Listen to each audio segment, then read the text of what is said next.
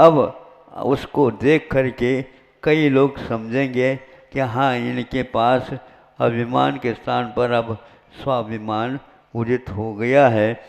ज़्यादा कह दिया क्योंकि संस्कार का काल था, और इस समय नहीं कहता तो फिर कब कहूँगा कब। और आप लोग बैठ ही गए पंगत के बाद, तो इस समय परोसना आवश्यक था। मीठे मीठे ही हम परोसते हैं, ऐसा नहीं। कभी कभी बोलो है, देखो कभी कभी ऐसा होता है, दाना मीठे के लड्डू भी बनते हैं।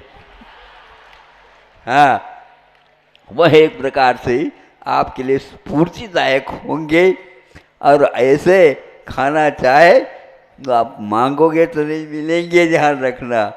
ऐसे ही उसके साथ कर दिया जाता है।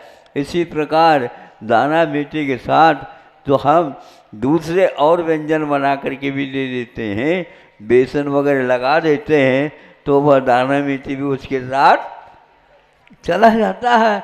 तो वह जाकर के आपके पैरों में तो दर्द है, संधिवात है, सुन रहे हो क्या नहीं? हाँ, नहीं समझे, ऑपरेशन करना न पड़े, और वह संधियों में, संधि स्थानों में जाकर के फंस गई है, और उसको बाहर निकालने के लिए दाना मीठी ही एकमात्र सक्षम है, और वह सर्दी के दिनों में दिया जाता है। ये बात अलग है। उसके साथ साथ और मीठे का संस्कार भी डाल दिया जाता, ताकि आप लोग उसको चाव से, विश्वास के साथ, शुद्धान के साथ सेवन कर सके। इसलिए आज का थोड़ा सा कड़वाहट को लेकर के था, लेकिन भीतर जो कुछ भी जा कर के बैठा है 200-250 वर्ष तक, वो निकल जाए और आपका पेट साफ हो जाए, आगे के लिए भूख अच्छी लग जाए। ये भूख अच्छी नहीं लगने के कारण बीमारियां हैं। अपने यहाँ जो स्वस्थ है उसकी भूख भी बहुत स्वस्थ है, आपकी भूख अस्वस्थ है, उसको ठीक कर लो। करना है क्या नहीं, पहले देख लो। करना है तो ऐसा शुद्धिकरण तो करना ही पड़ेगा ना। वह शुद्धि नहीं कर पाई, बर्तन को साफ साफ नहीं कर पाए, इसलिए तो ऐसा हुआ। इसलिए संस्कार के दिन मैं ये कह रहा हूँ, आप लोग अच्छे ढंग से भीतर के, ऊपर नहीं, भीतर के दिल को भी साफ कर लो, और वहाँ पर जामुन डाल करके दूध को एक बार और जमाने का प्रयास करो। निश्चित रूप से कल ऐसा जन्म होगा, ऐसा जन्म होगा, लोरी आप सुनने लग जाओगे। हाँ, एक और बात बताना चाहता हूँ, संभव है आप लोग प्राय करके, मैं जन्म के दिन जब जन्म कल्याण होता है ना, प्राय करके मैं आता नहीं, आता भी हूँ तो मेरा कोई सुनता ही नहीं। इतनी शोर हो जाती, इतनी शोर हो जाती है, उस शोर में हमारा कोई बिकना मुश्किल है। फिर भी देख लेते हैं, यदि कोई आ जाए तो सोच लेते हैं। आप लोग तो व्यस्त रहेंगे, आज भी व्यस्त रहेंगे, कल सुबह तो और व्यस्त रहेंगे। आपके यहाँ घर में विशेष मेहमान आएंगे।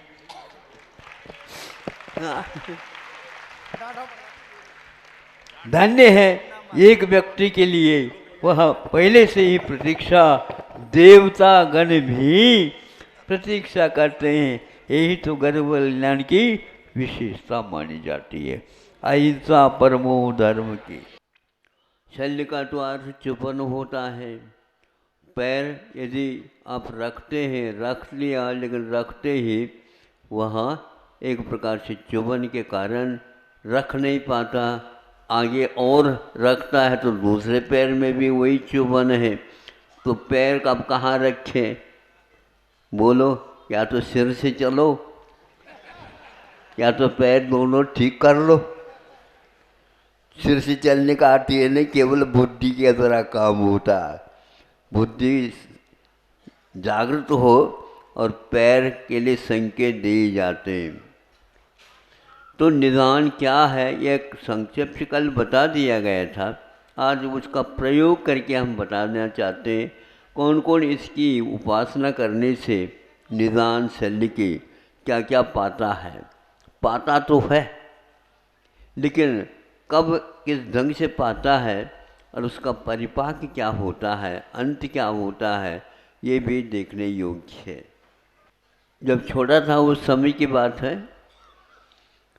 तो ये तैरने का जो कृत्रिम बावड़ी का हो, कूप का हो, बनाया जाता है। विद्यालय में बनते हैं, विशेष स्थानों में भी बनते हैं। लोग इसमें मनोरंजन भी कर ले और स्नान आदि से भी निवृत्त हो जाए। पानी उसमें अवसर पर उसमें भराया जाता है, जिसको इंग्लिश में स्विमिंग पूल। अब कोई तैरना चाहता है, तैरना आता हो तो तैरे, लेकिन वहाँ पर ये सब ट्रेनिंग दिए जाते हैं, प्रशिक्षण के माध्यम से काम होता है। तो मैं बैठ कर देख रहा था किनारा, 2-3 स्थानों पर इस ढंग से व्यवस्था थी। कई खिलाड़ी, कई मनोरंजक उसमें चढ़ जाते। पहले कहाँ नीचे उतरे नहीं, पहले चढ़ जाते हैं। 10-20 सीढ़ियाँ लगी हुई हैं और वहाँ पर चढ़ कर के जाते हैं। वहाँ पर खड़े होने के लिए भी स्थान है और इस ढंग से वो बनाया गया है। तो वहाँ चढ़ गया वो लड़का युवा और जाकर क्या कर दिया, उसने एकदम कूद दिया। अरे भाई ये कहाँ को कूदा, ये तो पानी में जाएगा नहीं, अब तो इसके पैर गड़बड़ हो जाएंगे। देखता देखता आ गया जहाँ पर उसका निशाना था, तो उसके ऊपर कूद गया। कूदते ही उसमें इस प्रकार के स्प्रिंग की व्यवस्था ही थी, वो उसको उछाल दिया। पहले प्रशिक्षित होगा तभी तो ये काम हुआ। उसमें उसने एक गोलाटा भी ले लिया आसमान में। मैंने कहा ये सर्कस का भी काम हो गया। फिर इसके उपरांत उस गोलाटे के बाद में उन्होंने अपने आकृति बना ली। दोनों हाथ यूं करके जैसे विमान का मुख होता है, हाँ, हो करके वो एकदम पानी में निकल गए।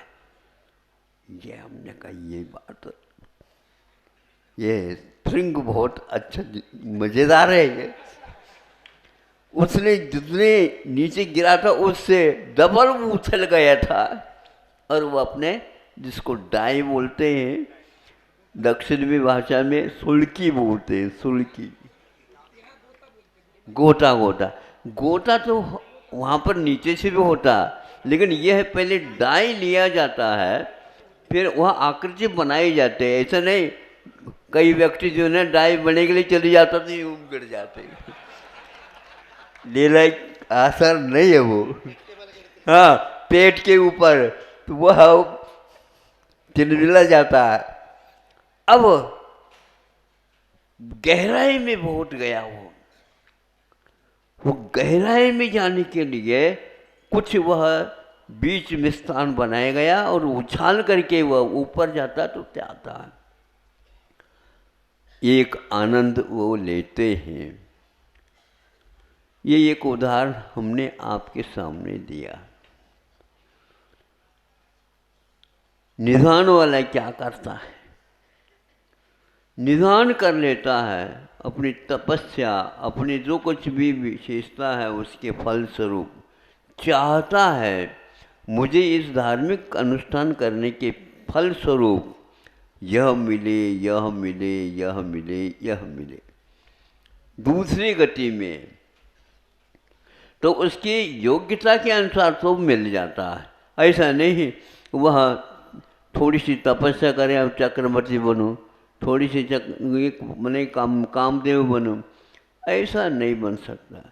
कुछ ही पद मांगने से और कुवत के अनुसार मिल सकती है।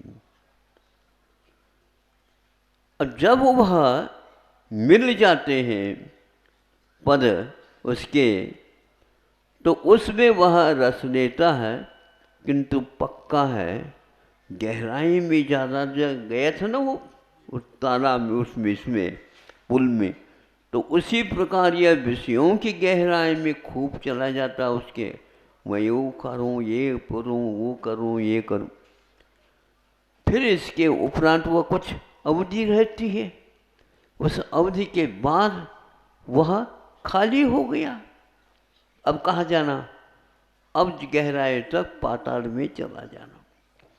निदान करने वाला व्यक्ति, ये रिकॉर्ड है, हमेशा हमेशा दूसरे जीवन में नरक ही जाता है। ऐसे इस युग के 24 में 2 चक्रवर्ती हुए, शुभम चक्रवर्ती,